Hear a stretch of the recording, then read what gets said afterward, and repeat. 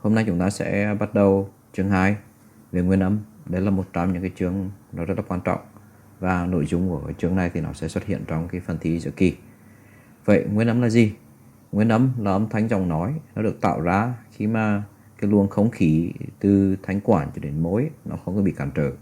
Hay nói một cách khác, nguyên âm là những cái âm thanh mà trong đó sự rung động liên tục của dây âm thanh và luồng hơi được phép thoát ra khỏi miệng một cách không có bị cản trở và không có bị gián đoạn. Nguyên âm thì được chia thành 3 loại. Monophthongs gọi là nguyên âm đơn, đúng không? Diphthong nguyên âm 3, triphthong các em, diphthong nguyên âm đôi, triphthong là nguyên âm 3. Bây giờ chúng ta sẽ đi tìm hiểu từng loại một. Loại thứ nhất đó là monophthongs, chúng ta hay gọi là nguyên âm đơn. Vậy thì nguyên âm đơn nó được phân loại theo 4 tiêu chí. Tiêu chí thứ nhất đó là theo hình dạng của môi. Khi chúng ta tạo ra các âm như là u, o thì môi của chúng ta sẽ có hình tròn nên được gọi là rounded sounds. Và khi chúng ta tạo ra các cái âm như là y, e thì miệng của chúng ta sẽ kéo dài ra hai bên nên được gọi là spread sounds. Và khi chúng ta tạo ra các cái âm còn lại, hình dạng của môi không có phải hình tròn cũng như là cũng không có kéo dài ra hai bên thì chúng ta gọi những cái âm thanh này gọi là unrounded sounds hoặc là neutral sounds. Đó là cái cách phân loại nguyên âm đơn thứ nhất theo hình dạng của môi. Thứ hai đó là nguyên âm được phân loại theo vị trí của lưỡi ở trong miệng. Sự phân loại này dựa trên độ cao của lưỡi ở trong miệng. Đầu tiên thì nó chính là the high vowels. Thì nó được tạo ra khi miệng đóng lại và lưỡi ở gần vị trí vo miệng trên. Và trái với high vowels thì nó là low vowels. Nó được tạo ra khi vị trí của lưỡi xa vo miệng trên. Còn middle vowels thì nó được thì vị trí của lưỡi nó nằm ở giữa high và low. Và bây giờ các bạn sẽ cùng xem cái video minh họa thì các bạn sẽ biết được như thế nào gọi là high và low, thế nào gọi là middle. Vì các bạn cần phải nhìn được thấy rõ cái chuyển động của lưỡi và cái vị trí của nó ở trong khoang miệng thì các bạn mới thể hình dung được. Chứ còn đây không phải là một cái thứ nó dễ giải thích nếu mà không có hình ảnh hoặc video.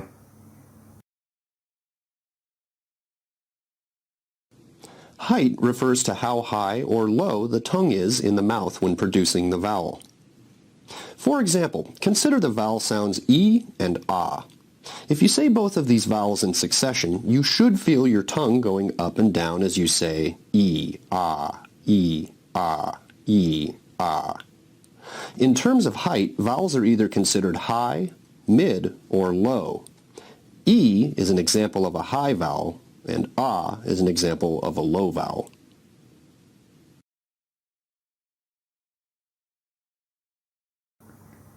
Tiếp theo đó là nguyên âm được phân loại theo vị trí cao nhất của lưỡi.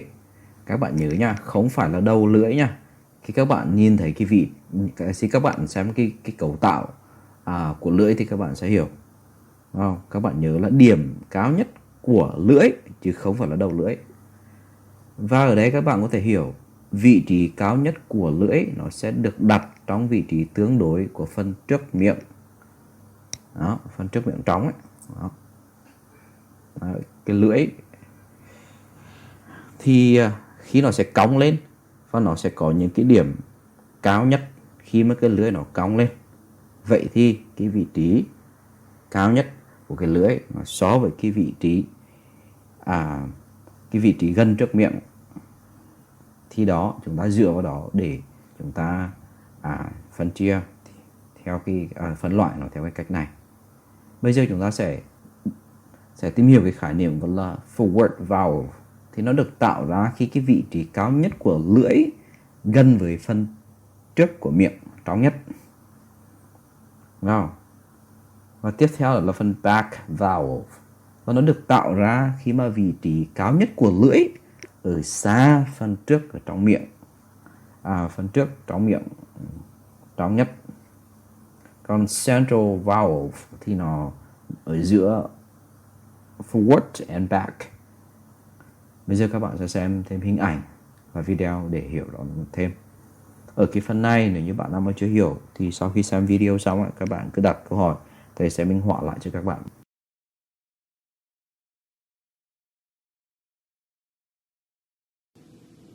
Backness refers to how far front or back the tongue is when producing the vowel. As with vowel height, this can be tricky as it takes some practice, but consider the vowels E and U. If you say these vowels in succession, you may notice that your tongue is moving forward and backward as you say E, U, E, U, E, U.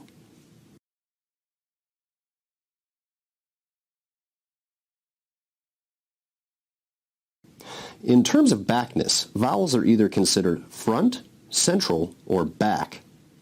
Remember that E is a high vowel, but it's also a front vowel, while U is a back vowel. The third Tiếp criteria... theo, đó là cái cách phân loại nguyên âm mà được phân loại theo độ dài của âm thanh. Cái phần này thì nó tương đối dễ hiểu nên thầy sẽ không có giải thích thêm. Các bạn đọc ở trong sách. Như vậy thì thầy tổng hợp lại đó là nguyên âm đơn thì nó được phân loại theo 4 tiêu chí. 1. Hình dạng của môi. 2. Vị trí của lưỡi ở trong miệng. 3. Vị trí cao nhất của lưỡi. Và 4. Đó là độ dài của âm. Như vậy thì các bạn có thể thấy là 4 cái cách phân loại này nó khá là phức tạp và không có dễ nhớ. Vậy thì để mà tóm tắt lại mà để ghi nhớ được 4 cái cách phân loại này thì cái bảng The Cardinal Vowels Chart nó được ra đời.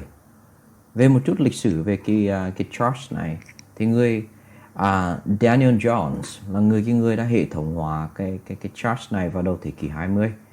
Và cái chart mà các bạn nhìn thấy này thì mặc dù cái ý tưởng này thì nó có nguồn gốc từ các cái nhà ngôn ngữ học trước đó, đặc biệt là Ellis và Bell.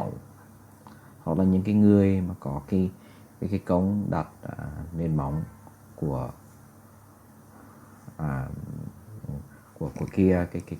cái chart này. Bây giờ các bạn sẽ xem các cái video sau để các bạn sẽ hiểu thêm được cái cách người ta sắp xếp các cái âm ở trong cái Cardinal Vowel Chart. A vowel sound is created when air passes through your mouth unblocked. The main thing that makes one vowel sound different from another is the position of the tongue in the mouth. To feel your tongue position, start by saying the E vowel like this. E. Then slowly move from the E to the U like this. E. When you do this, you should feel your tongue moving back towards your throat. You try it. Now try the reverse. Go from U to E like this. Ooh. You try it. Now you should feel your tongue moving forward toward your teeth. Ooh. So the tongue can change the vowel by moving back to your throat or forward to your teeth. It can also change the vowel by moving up or down. To feel your tongue position going down, start with the U, then move to the A. Ooh. You try it.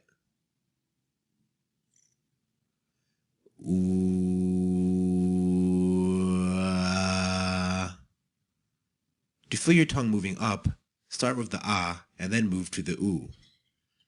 Ow.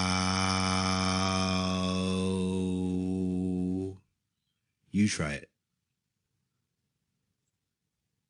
Ow.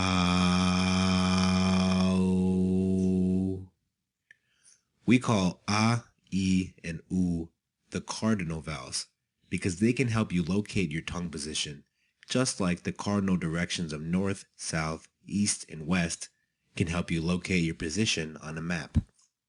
It's important that you can feel your tongue position, because to fine-tune all 15 of the English vowels, you will need to make very small movements of the tongue. But before we fine-tune the other vowels, let's review these 3 cardinal vowels and their pronunciation and several American English words.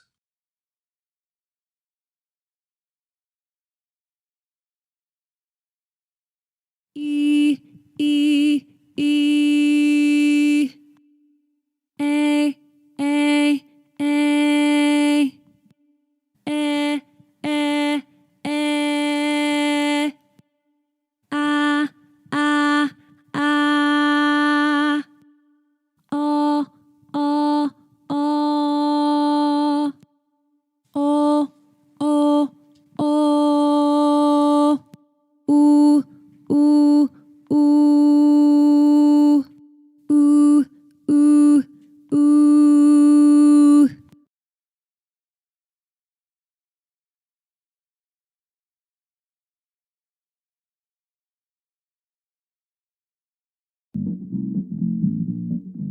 Hi everybody, today we want to have a look at the vowel sounds in English.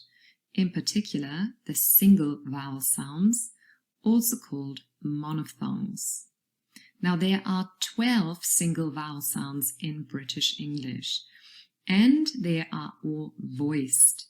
And that means that we use our vocal cords to produce them. And so they are voiced, they're quite loud, and you can even feel the vibration in your throat from your vocal cords. Now, we can show the different vowel sounds on a chart. This one here is the chart we're going to use. It looks like a trapezium, and we will position all our sounds on here. But let's have a look at the organization of this chart. Now you can see we've got 2 axes here, a horizontal axis, and the horizontal axis really shows us where in the mouth the sound is produced. And we say the left side is the front and the right side is the back. So sounds that are on the left side or towards the left side are really sounds that are produced towards the front of the mouth. And then we kind of go through the mouth, and then the sounds that are more towards the right side are sounds that are produced at the back of our mouth, more towards our throats. Now we also have the middle, of course, and that is the center, and so those are central vowel sounds, and we'll come to them later. So here is a little diagram just to help you remember that. So remember, the horizontal axis shows where in the mouth the sound is produced, and we go from front to central to the back. Let's have a look at the other axis, and that is the vertical axis. And you can see already 2 words here, close and open. Now that is the position of our mouth, but also of the tongue within our mouth. So this axis tells us how wide open our lips are, but especially also if the tongue inside our mouth is more elevated towards the top, the palate, or if it is lowered. And so closed sounds, that means the tongue is quite raised in a way, and the mouth is not as wide open. And then open means really the tongue is lowered and the mouth is more open. And again, we can, of course, divide between close and open into smaller categories, and we would say there's closed, closed mid, and open. Okay, so now that we had a look at the organization of the chart, let's have a look at the vowel sounds and where they would go. Okay, so here they are, our 12 vowel sounds. You can see them here on the right, or with their phonemic transcript symbol. Remember the ones with the 2 dots, the colon next to them, those are long vowel sounds. Now we're going to start with the sound that would go right in the middle of our trapezium. and that is this orange sound here. And some of you might remember the name of it. This is the Schwa sound, and it sounds like this. If you don't know much about this schwa, make sure you watch one of my other videos, and it's all about the schwa. I will link to it in this video. Now the schwa is really easy to produce. You just relax everything, you produce a short sound, and it is the central vowel sound, so it goes right in the middle of our chart. There's another sound that is pretty close by here, and that is this sound here, It's a long sound, and you can see that it is a little bit lower than the schwa. That is because the tongue position is a little bit lower. So we had the schwa, and It's long, but the position of the tongue is also lower, and our mouth is a little bit more open. Bạn đừng mơ giỏi tiếng Anh giao tiếp nếu các bạn bỏ lỡ khóa học khai mở này. Cho dù các bạn Next, we want to have a look at two sounds that are really opposite in this chart, and that is the long E and the long A. And I would encourage you to repeat the sounds with me because it becomes really obvious why they are where they are in the chart. So E is a front vowel sound, a front and closed vowel sound. That is because it is produced at the front of our mouth. And also the tongue is quite high and our mouth is relatively closed. E. So say the sound and become aware of where your lips are, how your lips are formed, and where your tongue is. E. And then in comparison we have A. Now that sound is really produced right at the back of your mouth. A. And your mouth is wide open and the tongue is really low. And that is also why when we go to the dentist or to the doctor and they want to look in our mouth or in our throat, they ask us to say ah, because the mouth is really wide open and the sound is produced at the back, and they have a very good look inside our mouth. All right. Let's have a look at three more vowel sounds. So we had E, long E, and then quite nearby we have the short version here, I. So the difference here is we move a little bit towards the back and the tongue is slightly lower here, I. And then we also have E, a little bit further down. This is an open mid-front vowel sound, I. So our mouth is a little bit more open. The tongue again is lower. And then really at the bottom here, the open vowel sound here is eh. And you can really see the difference or feel the difference between e, I, eh, eh, because your mouth is continuously opening more and more and your tongue is lowering in your mouth. Next we have the sound oo, also a long vowel sound.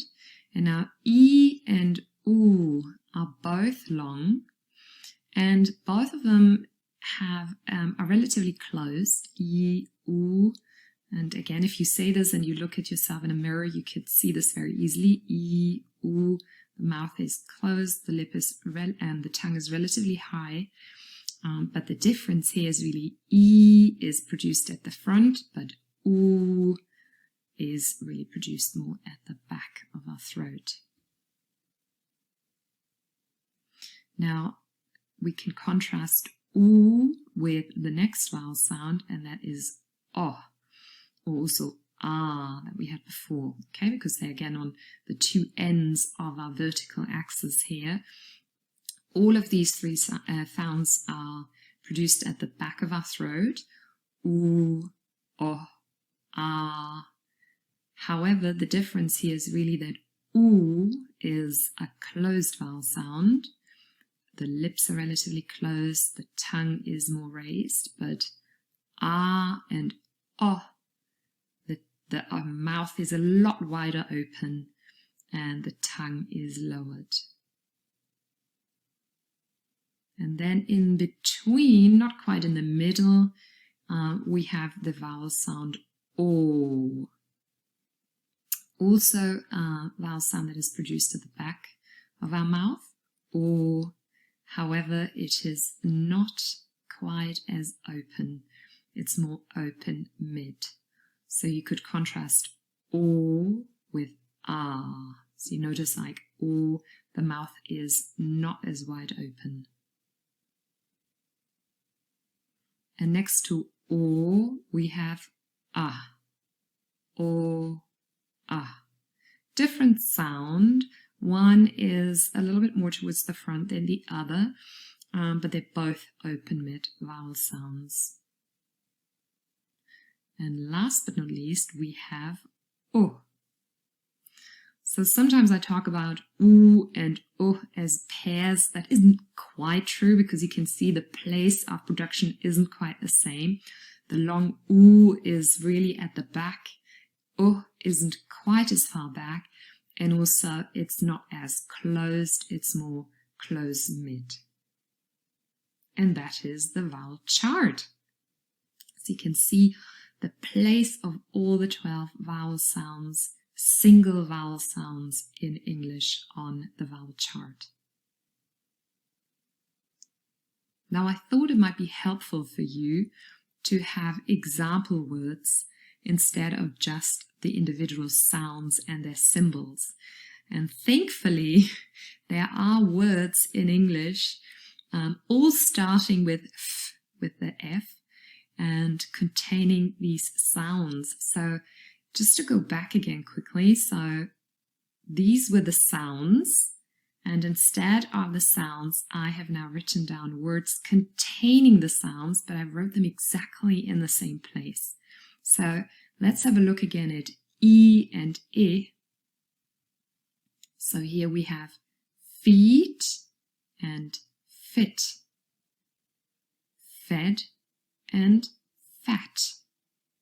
So I'm going to repeat the vertical axis from the top to the bottom, from front to open. Feet, fit, fed, fat. Then we have the two words in the middle. One was for the schwa in the central vowel sound, and one was for the long vowel sound.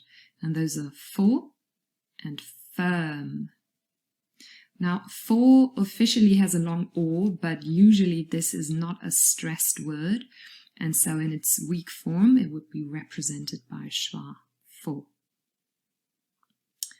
Then we've got the vowel sounds that are produced more towards the back of our throat. So we have at the top food, and then a little bit more to the front again, foot, and then form, fox, far. So have a look over those words again. I hope that they are helpful. I hope they can help you remember the sounds, and they can illustrate a little bit more why the sounds are where they are on the chart, and they will help you remember the sounds as well. I hope you have enjoyed this video and you have learned more about the vowel sounds in English. Have a look at some of my other videos about English pronunciation.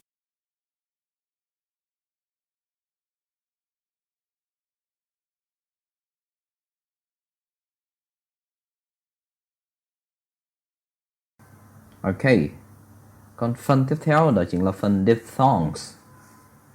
Phần Diphthongs, Triphthongs. Hai cái phần này thì nó khá là đơn giản. Các bạn sẽ xem các cái video sau để hiểu về cái nguyên âm đôi và nguyên âm ba. Và các bạn lưu ý, xem xong cái video bài giảng ấy, nếu như các bạn có câu hỏi nào chưa rõ, hoặc các bạn có cái câu hỏi nào, hoặc là có cái vấn đề gì các bạn chưa hiểu rõ, thì các bạn đặt câu hỏi, thầy sẽ giải thích cho các bạn.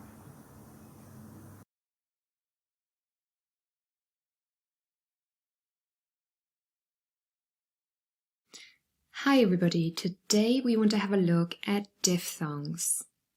Let's start with a definition. What are diphthongs? Now diphthongs are double vowel sounds. or sometimes simply called double sounds.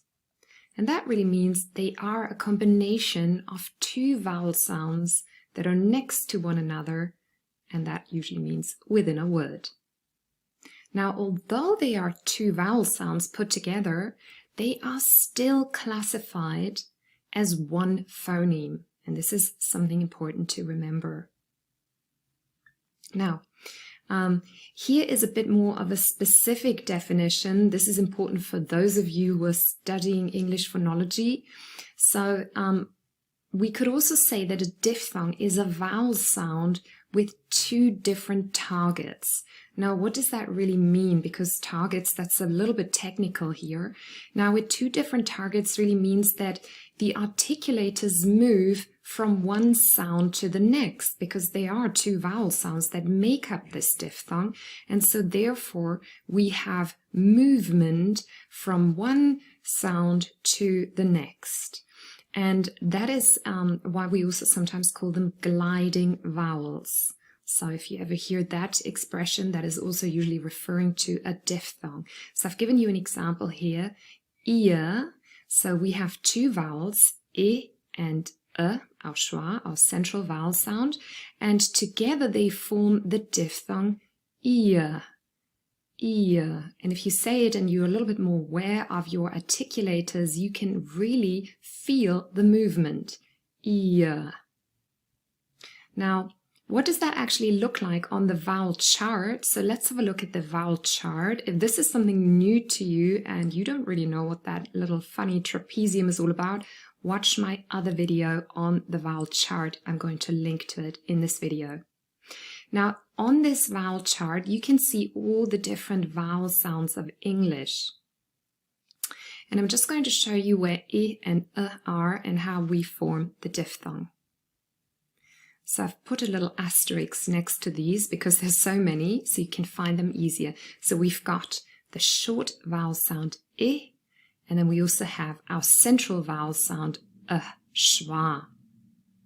So now we're going to move from e to form our diphthong ear. And I've highlighted this here with an arrow. So there's movement from e to and we're going to just link them together. Ear, ear. And there we go. This is our vowel sound ear. Ear as in here. I'm here in this room talking to you. Let's have a look at all of the common diphthongs that we have in English. Now, there isn't necessarily total agreement. Some books might say there are 10, some might say there are 9, but commonly most books will probably tell you that there are 8 commonly used diphthongs in English. And so those are the ones that I'm going to introduce here in this video. And I've given you the phonemic transcript to illustrate them. So we've got 8 diphthongs altogether. So every time we write them, they will be put together, okay, and they really form one new sound. So we've got, are you ready for those? I'm going to say them out loud, and I'm going to go through the rows, okay? So here's the first row. E, O, oi, ear. And the second row. I, ow, ear, oor. Now, I know they are only 8, but still this is quite a lot and it might be a little bit difficult for some of you to remember them. So I thought of a little story to help you learn those. So let's have a look at my pictures here for my little story to help you learn the diphthongs. So we've got on the left a picture of 2 cowboys. I hope you like the image that I selected. They look very tough, these 2 guys on their horses. So 2 cowboys. Then in the middle, we have our little sheriff, and he holds up a sign that says stop. He's obviously talking to the cowboys. And then on the right-hand side, you've got an image of a town, looks like in the Wild West, with lots and lots of people in the middle on the street here. Okay, so it's very busy, and I think the sheriff is trying to tell the 2 cowboys that they cannot just gallop through the street because there are too many tourists looking at the town and just walking around. So how does that link in with our diphthongs? So let's just quickly recap. So we've got cowboys, we've got a sheriff telling them, stop, you can't go here. And then we have a lot of tourists on the street. So we can make up a tiny little story consisting of 2 sentences. And the 2 sentences are, no highway here, cowboys. They're tourists. So this is what the sheriff is saying. No highway here, cowboys. They're tourists. Now, and the good thing is that in this little mini story, these 2 sentences, we have all our 8 diphthongs. And apart from the last word, they're actually in each syllable. So let's quickly go over them. And I'm going to put the diphthong transcript above the syllable so you can see that. So have a look here. No, this is the diphthong O. Highway, we've got I in high and A in way. So no, O, high, I, way, A. And then here is ear, the diphthong that we had first. Cowboys, we've got ow in cow and oi in boys. And then there, air, they're tourists, or. So O, I, A, ear, ow, oi, no highway here, cowboys. Air, they're tourists. And the only syllable that does not contain a diphthong in this little story is the last syllable in tourists. There is no diphthong here. There's just a short is sound.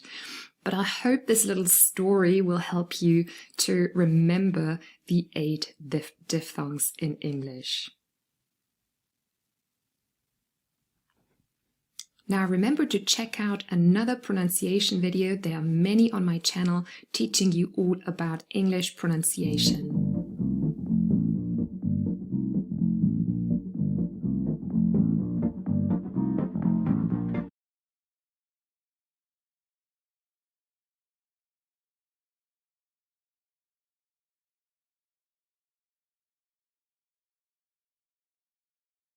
Hi everybody. Today we want to have a look at triphthongs. Now, what are triphthongs? Triphthongs are 3 vowel sounds together. And this is important, 3 vowel sounds together in a single syllable. Let's do a little recap on the vowels before we go into detail. We have monophthongs. Those are single vowel sounds. They just have one target. We have diphthongs. These are 2 vowel sounds put together with smooth movement between each other, and they form one new sound. And then we also say they form the nucleus of the syllable. Remember that vowel sounds do not like sharing. Each vowel sound wants to have its own syllable. So a monophthong would form the nucleus of a syllable, and a diphthong would also form a nucleus of its own syllable. Now, triphthongs are 3 vowel sounds together in one syllable. And this is really special, and there are not many words in English who have triphthongs. And again, these triphthongs, the 3 sounds are together in one syllable, and again, they form the nucleus of this syllable. Now, we could also say that, therefore, triphthongs are a combination of a diphthong and the schwa sound And all of the triphthongs really follow this pattern. It's always a diphthong first, and then the schwa sound Let's have a look at some examples. For example, the diphthong ow plus as in ow, ow. And you can also see the phonemic transcript for this word, and there is no division. this is one syllable, the word is not separated into two syllables. Here is another example. We have the diphthong I and our schwa sound and together the word is fire. Fire. And again, you have the transcript here to help you. Let's have a look at some more examples for triphthongs in English words. First of all, for ow and For example, power, power, or sour, sour. And just to illustrate the meaning quickly, power, when something is strong, this is a noun. Power, and sour is an adjective. This is the taste of a lemon is sour. And then we also have examples for I plus a. For example, choir, choir. And island, island. The first word is a group of people singing together, and the second word, of course, is the country next to England. Now, again, I have put the phonemic transcript next to those words, next to the spelling, so you can see power, sour. Again, this is just one syllable here. There is no period mark to show any syllable boundaries. One syllable, and ow and together form a triphthong in both of those words. And then same for choir and island. We have I plus schwa, and again here in choir there is no dot, no period mark to show a syllable boundary because this word is really just one syllable. And then island, of course, has two syllables, I and then lend, but within the first syllable you have the triphthong I plus the schwa together. Now there's something important to remember, and I know that there will be a lot of questions probably under this video, and some of you will say, well, wait a second, Billy. When I say those words, they have two syllables. Well, yes. In general, triphthongs, first of all, they form single syllables. So this is always the case. We can only really have a triphthong in a single syllable. However, there are some people who pronounce these words over two syllables. Yeah, for example, power, power, or sour. So there's a syllable boundary now, and the way I've pronounced it now, really those were two different syllables. So here we would just say, well, there's one syllable with a diphthong, and then there's a second syllable with a schwa. And remember, the schwa is never stressed, so the stress is on the first syllable. And then the same, of course, for choir. You could say choir, and then clearly there are two syllables here. So yes, that is possible, and then there would be no triphthongs, because triphthongs always mean diphthong plus schwa and in one syllable. Now, have a look at the words again, and specifically the spelling of these words. Do you notice something about the spelling of these triphthongs? What letters do we use? Now, if you have a careful look, you will realize that in all of these words, we have the letter R. And when triphthongs are formed, the letter R is always present. It's always involved. Also in other examples, you can have a look at the two examples I showed you first. There was also the letter R in the spelling. Now, there are, of course, other words that you think might contain triphthongs. For example, royal, liar, layer, buyer, lower, etc. There are many more. What about those? Do they contain triphthongs? No, because usually the diphthong forms its own syllable here, and the schwa forms a second syllable, another syllable. So these do not go in one syllable, and so therefore we would say, no, those are not triphthongs, those are diphthongs, and then there's a schwa, but they do not share the same syllable. They go over two syllables, and so they are not triphthongs. So don't get muddled up here. I know this can be a bit confusing. So whenever we have this pattern where we have a diphthong in one syllable and then the following syllable contains a schwa, we also call this hiatus. And actually, the word hiatus contains an I, a diphthong, and then a schwa. Hiatus. So you can maybe remember it this way. Now, this is all that I have to say about triphthongs. I hope it makes it clearer. Make sure to watch my other video on monophthongs and also on diphthongs. I will link to it in this video and also in the description box below. Please like this video, leave a comment, especially if you have some questions or suggestions for future videos.